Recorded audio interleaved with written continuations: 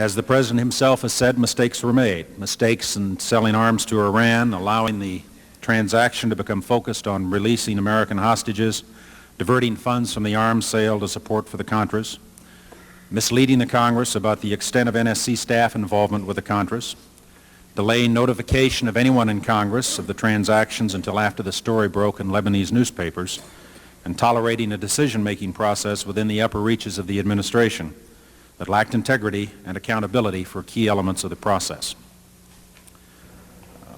And, of course, with respect to the Contra program, the administration's policy was well known of support for the Contras.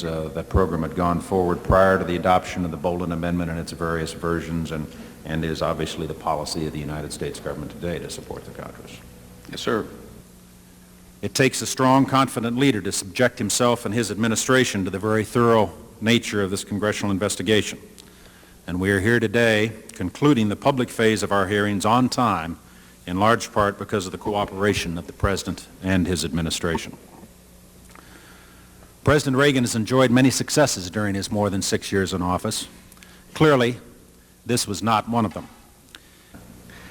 Yesterday, the distinguished senator from Oklahoma spent a lot of time on the assertion that somehow you had usurped U.S. Foreign policy authority, that you had in effect taken unto yourself the power to determine what U.S. foreign policy was and usurped the authority of the President, the Secretary of State, the members of the National Security Council.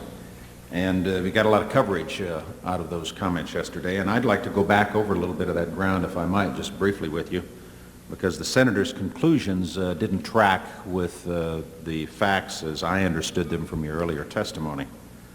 And it was my understanding you were recruited for these operations specifically by a member of the National Security Council staff, Colonel North.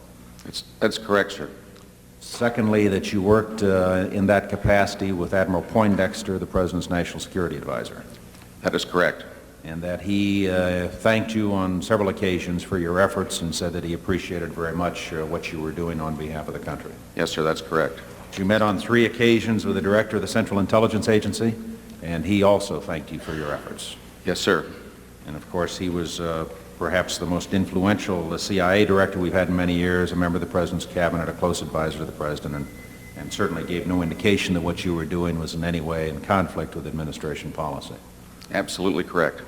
You participated in a session at which a finding was prepared authorizing the transfer of weapons to Iran, covert finding under the 1947 National Security Act and its amendments. Is that true? Yes, sir. Do you think that the U.S. or UN forces should have moved into Baghdad? No. Why not? Because if we'd gone to Baghdad, we would have been all alone. There wouldn't have been anybody else with us. It would have been a U.S. occupation of Iraq. None of the Arab forces that were willing to fight with us in Kuwait were willing to invade Iraq. Once you got to Iraq and took it over and took down Saddam Hussein's government, then what are you going to put in its place? How many additional dead Americans is Saddam worth? And our judgment was not very many, and I think we got it right. Well, let me tell you about Halliburton, the company I ran. I'm very proud of what I did at Halliburton. The people of Halliburton are very proud of what they've accomplished, and I frankly don't feel any need to apologize for the way I've spent my time over the last 5 years as the CEO and chairman of a major American corporation. You've heard a lot about Halliburton lately. Criticism is okay. We can take it. Criticism is not failure. Our employees are doing a great job. We're feeding the soldiers. We're rebuilding Iraq. Will things go wrong? Sure they will. It's a war zone. We're serving the troops because of what we know, not who we know.